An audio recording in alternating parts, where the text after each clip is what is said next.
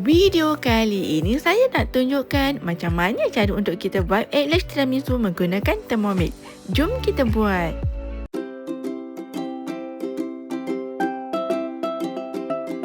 Mula-mula bancuh serbuk kopi, Nescafe atau kopi instan. Kemudian letakkan gula, letakkan air panas dan kacau sehingga sebati. Tuang ke dalam bekas dan ketepikan seketika sehingga sejuk.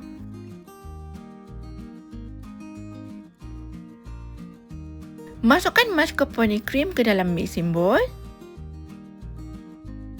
Kemudian masukkan krim cheese. Masukkan gula kasta. Masukkan esen vanila. Masukkan whipping cream. Kemudian tutup dan mix selama 1 minit speed 4 sehingga sebati. Dah siap. Mudah kan?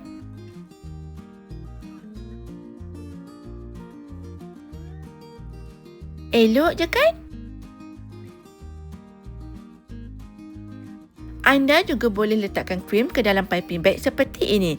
Tak nak letak pun tak apa.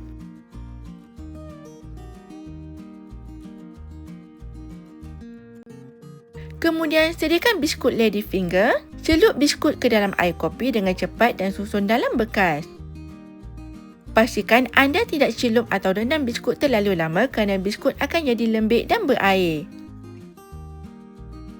Letakkan krim atas lapisan biskut dan ratakan menggunakan spatula.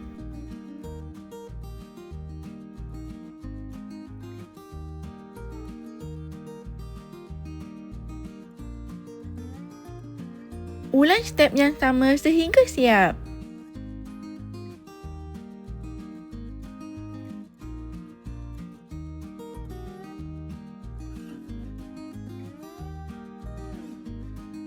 Dah siap?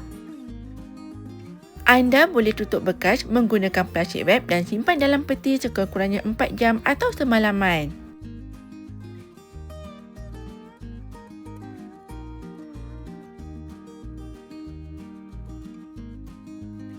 Ini pula tiramisu yang dikeluarkan dari peti.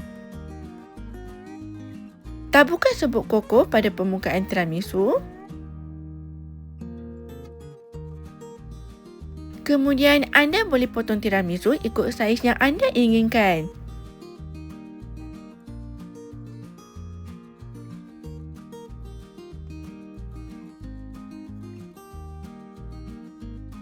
Elok je kan? Sedia untuk dihidangkan.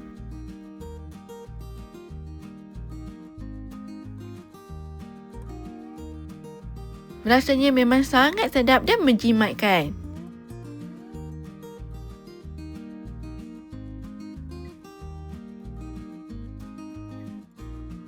Selamat mencuba.